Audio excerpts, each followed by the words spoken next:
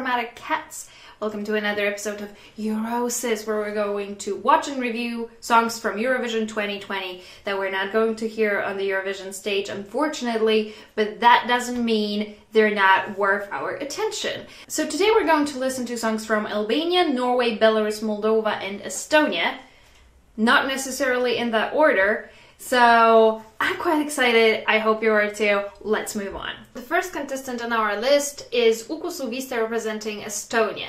Okay, so when it comes to his background, he first studied computer system administration and then he went on to study singing and contemporary writing and production at Berklee College of Music in Massachusetts. So that's a pretty interesting mix. I remember last year's Lithuanian representative was also both a singer and a musician, and also he studied computer science because, you know, just to have something to fall back on. Clearly Uku is also just as pragmatic. He also is a patron of UNICEF in Estonia, and in 2012 he also produced a song honoring the Estonian soldiers fighting in Afghanistan. Like, to me, those things are a little bit at odds. You can't be both an ambassador for UNICEF and then support the troops. In my mind, those two things don't go together. Uku's mother was actually in the Estonian Defense Forces, so I imagine that this is something that's very personal to him. So I understand that. It's still a little weird for me though. I'm not really into military. Let's just say that. So even though it seems like he already had a pretty established musical career in Estonia, he decided in 2018 to compete in The Voice of Russia, and he reached the semi-finals on that one. He also competed numerous times in the Estonian selection for the Eurovision Song Contest, so it doesn't say how many times, and I didn't really bother to count. But I thought it was an interesting fact. Also, according to his bio on the Eurovision website, he was once crowned by the Kronika magazine as Estonia's sexiest man. To be honest, I haven't had a very good look at him. Oh. Not my type, so I can't say, really. It's like, I don't want to speak for everybody here. Okay, so his song is titled What Love Is, so you can imagine what it's about. He wrote the music for it. The lyrics were written by Stockholm-based US songwriter Sharon Vaughn. Yeah, and it was recorded and produced in Greece. So it's a super cosmopolitan song. I skimmed the lyrics a little bit, so it's basically all about being in love, judging from these lyrics for the first time, and how wonderful that is. How mysterious this life can be. Well, it's a ballad, so as you can probably guess, I'm not really liking it. Let's give this a chance, though.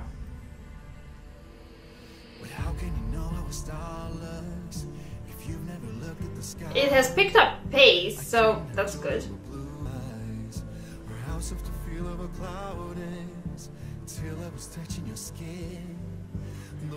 You can't touch a cloud, you know that.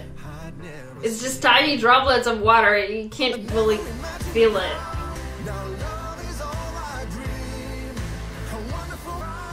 Estonia's sexiest man. Like, I have no idea about men in Estonia. But then, like I said, he's not my type, so I could imagine him being like a member of Backstreet Boys. He would have totally worked in like a part of an ensemble. As a soloist, well, at least here he's not really giving me a lot of like leading man energy. I could totally imagine if you're just a little bit younger, it's not shady or anything, I'm just saying that usually when you have boy bands, there are usually composed of slightly younger people. I think he could have totally been like a teenage heartthrob. But then again, Backstreet Boys are still making music and still giving concerts, so maybe he could be part of like a grown-up boy band. Yeah, I wasn't like like super impressed by this. I haven't actually mentioned before that I listened to his songs, the one that he composed for the troops, the one that he performed at the Eurovision national selection last year, losing to Viktor Krone.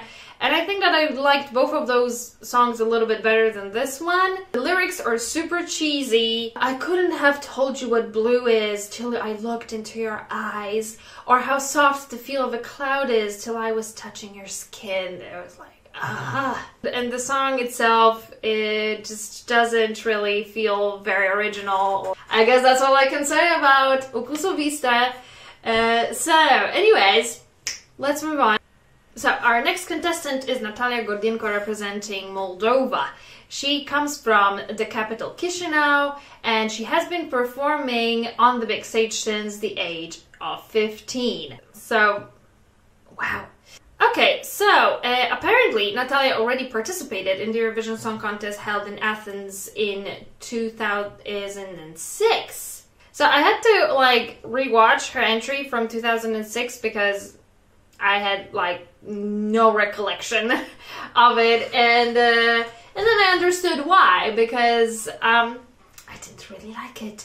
And I also checked out her winning performance at Slavianski Bazaar in 2006 when she won, and apparently according to her bio on the Eurovision website, this is what kind of like catapulted her into stardom in her country.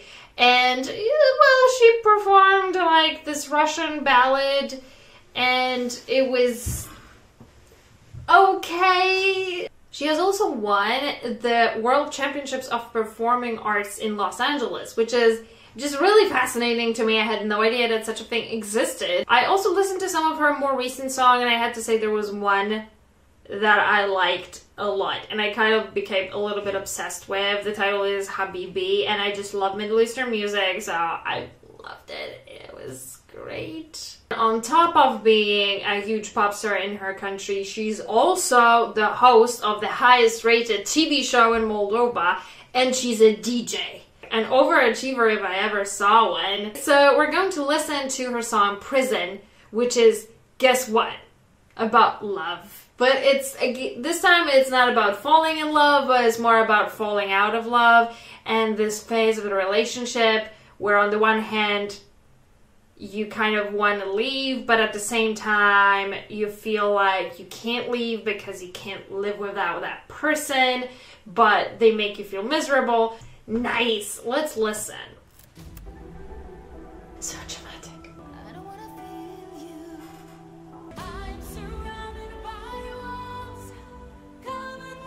So sounds like a ballad, so.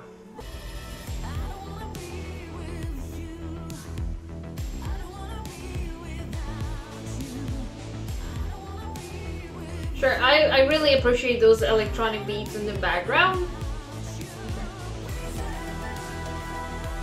Well, that's very dramatic music. Like, dramatic music makes everything sound better, right? Oh, that sounded a little bit like some song from like the 1970s. That part was quite nice. Like, seriously, who did that mascara? It looks terrible.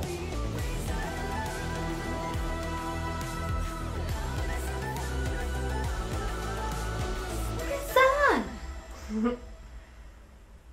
Okay, you know, I have mixed feelings about this one. The intro, like the first, let's say, 40 seconds of the song, I was like, meh, nothing special. But then it really picked up, and I thought that it was, the ending was pretty strong, I thought. And the chorus itself is pretty powerful. So I wish, like, all of the song was like that. I think this one was a pretty exciting entry. I think that, you know, it could probably, you know, could have found like a solid base of fans. So great job, Natalia, and thank you for Habibi. I love that song for sure. And I loved it more than this one for sure, but this one's really not bad. Quite like that one. You know, really could have had a slightly stronger beginning. But other than that, I'm quite impressed. I'm quite impressed. So, let's move on. So, our next contestant is Arilana Ara representing Albania, and I have to say, that is such a cool name. Like, Arilana Ara, doesn't that sound really cool? I think it does. She's 21, but she started her music career when she was 14, winning the X Factor in Albania. I didn't even know you allowed like 14-year-olds on the X Factor. Got Talent, yes. But the X Factor, I didn't know that. Like, I think the youngest participants that we had on the Polish X Factor were like 16. I've listened to some of her songs, and I listened to 2, okay? I'm gonna be honest with you. Or maybe I did listen to 3, but I don't remember the third one very well. And basically those 2 songs that I do remember were both ballads. One of them was the Nentori, which according also to the Eurovision website had like 100 million streams online. I guess they probably added together like all the streams from all the platforms.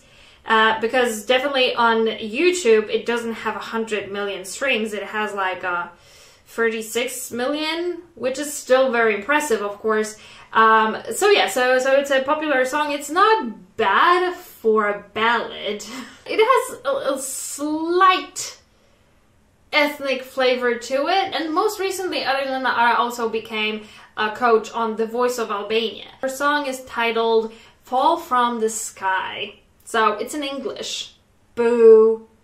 Yeah, by the way, I need to boo all the other previous entries that we had. Estonia, boo. Moldova, boo. English, So, the song, I think, could be interpreted both as a song about love, or basically about difficult relationship with a loved one, or I guess it could be also interpreted as difficult relationship with fans, or generally with the society that wants you to be a certain way, but you want to be yourself and want to be true to yourself. Okay, so basically it's about how words can hurt you and how other people's opinions can hurt you. Well, let's listen.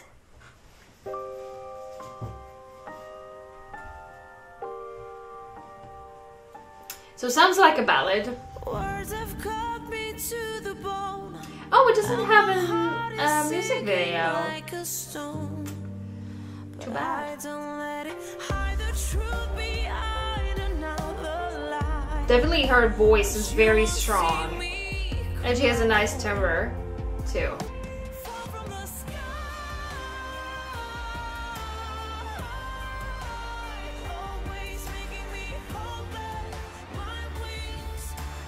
I think that this is a pretty catchy melody. It's quite memorable, I think.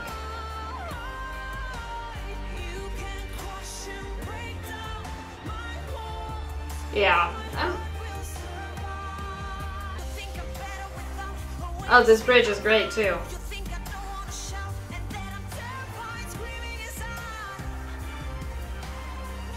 I think it definitely would have done really well in the contest.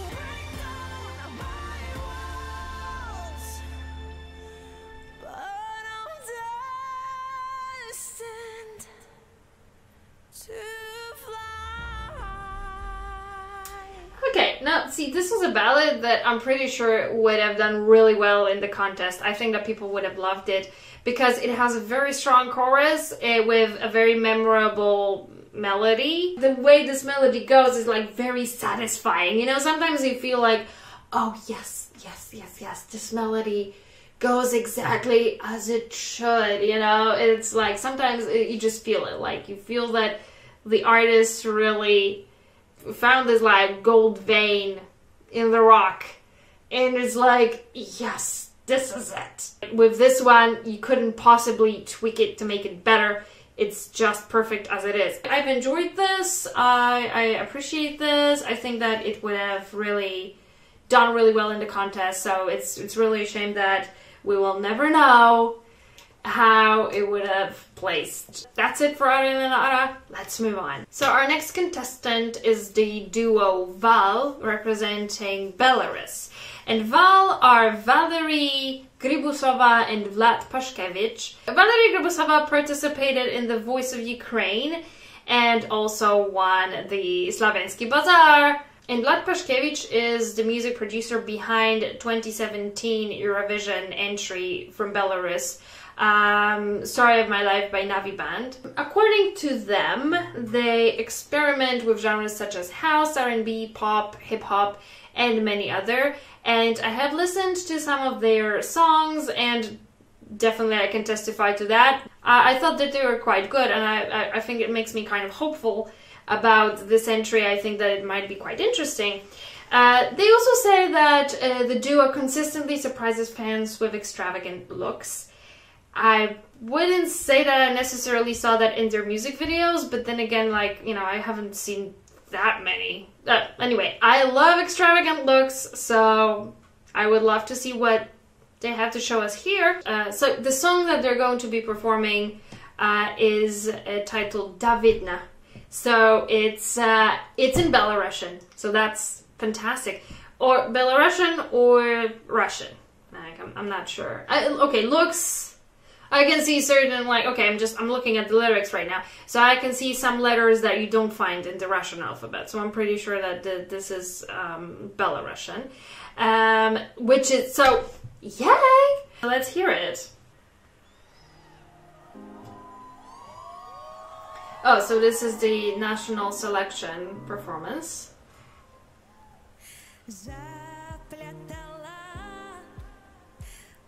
What's that thing on her head? How is that?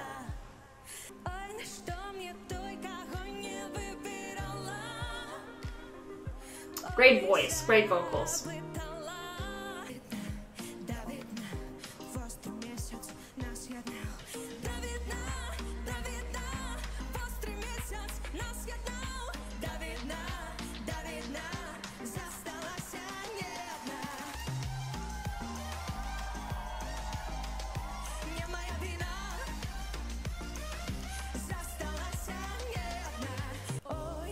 That definitely sounded like a summertime hit that you could hear on the beach and something. How is this? Is this somehow kind of sewn into her hair? So she has like cornrows and this is somehow attached to these cornrows. I'm really fascinated by this thing on her head.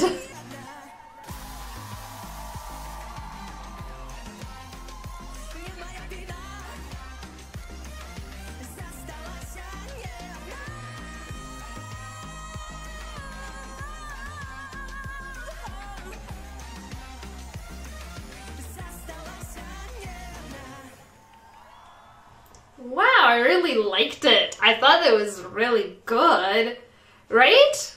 Like, definitely great, just really great quality pop song. It's not classical Eurovision for sure. It's more like radio friendly, and I've read someone's opinion that this year's songs generally are like that. They don't really sound like classical Eurovision songs, which is good, I think. Because sometimes really it felt like, you know, we watched the Eurovision Song Contest and you were like, none of what I can hear on the radio sounds anything like this, right? It's like, it seems like it's completely disconnected from what is happening in music otherwise. And this is definitely something that feels very contemporary, very like...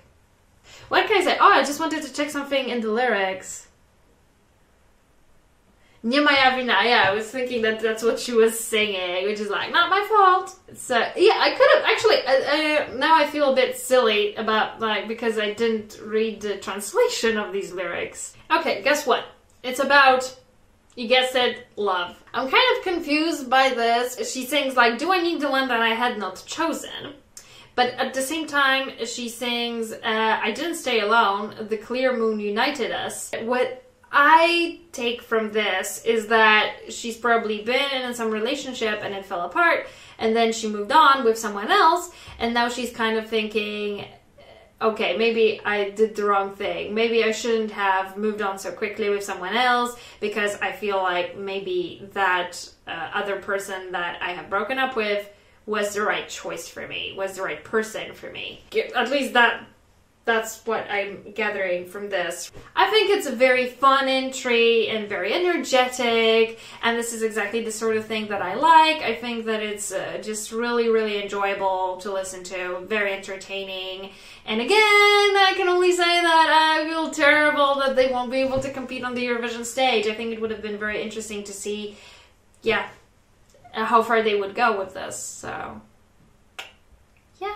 Okay, anyway, let's move on. Our next and last contestant is Ulrika representing Norway with the song Attention. Ulrika is a pretty well-known artist in Norway, as it says in her bio on the Eurovision website. And apparently now she's also playing one of the leading roles in the production of The Sound of Music in Oslo, which is interesting. What do you mean by one of the leading roles? There's not that many leading roles in The Sound of Music. Okay, like sometimes in the theater you have adult artists playing children too, so I guess that it doesn't necessarily have to be the nun that whose name I don't remember, that was played by Julie Andrews. She also reached the gold finale in 2017 in Melody Grand Prix, which is the official Norwegian selection for the Eurovision Song Contest. And then she competed with the song Places. I listened to that song and I liked it a lot, actually. I thought it was really good. And I listened also to some another song of hers. All of those are basically like quality pop songs, things that you can dance to, so that sounds like something that I might enjoy. Attention, which is in English, Boo, is about trying to change ourselves to meet other people's expectations. So very similar topic as what Arena Ara was singing about, basically. Ulrika herself co-wrote the song with Christian Ingebrigtsen. She said that she wanted to have live string artists performing the music instead of just using synthesized strings, because she wanted to make the song more raw and organic, in her own words. She said that she wanted to take listeners on a journey, both lyrically and musically, and she says, I feel we managed that with the bridge, which is probably my favorite part of the song. You know, the bridge is short and you only hear it once in the song, so that's not maybe great if that is the highlight.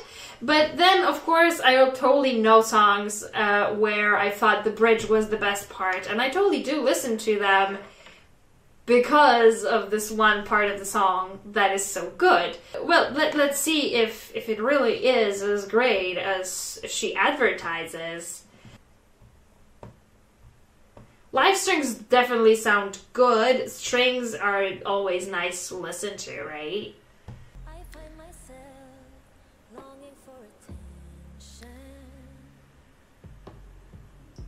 I'm not myself doing what I do. What do you want me to do? To give your attention.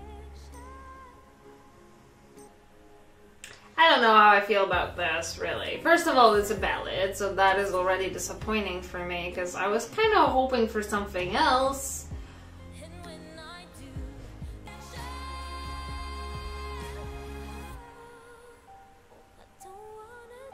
So there's a bridge.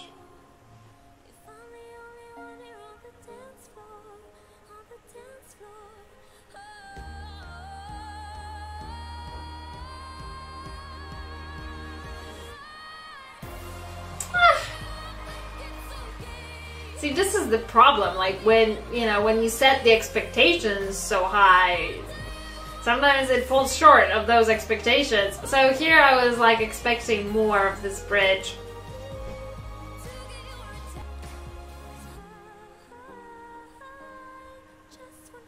It kind of bugs me that she's like frowning, throughout the whole performance. It's kind of funny that she sings about, like, what do I have to do to get your attention? And, like, why is it that I think it's okay to change myself for you? And then, when everyone's like, yeah, this was great. And she's like, oh my God. So it's like, I got the attention. So I thought that was a little bit ironic. Anyways, it's a ballad. It's a power ballad. I think that it would have found some fans. I'm not blown away by that, though.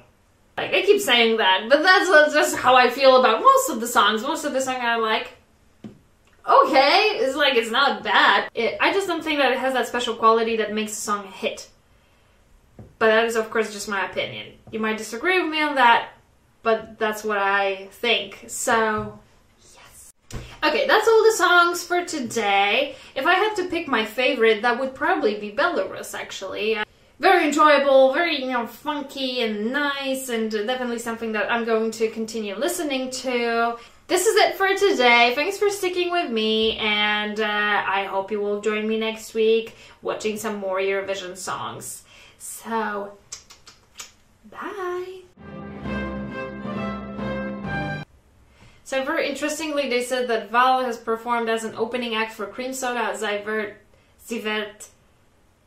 Besul, and Agnes, and other famous artists. Like, I have no idea who any of these people are, but then again, I'm not the most up-to-date person when it comes to contemporary pop music, so, that doesn't really mean anything.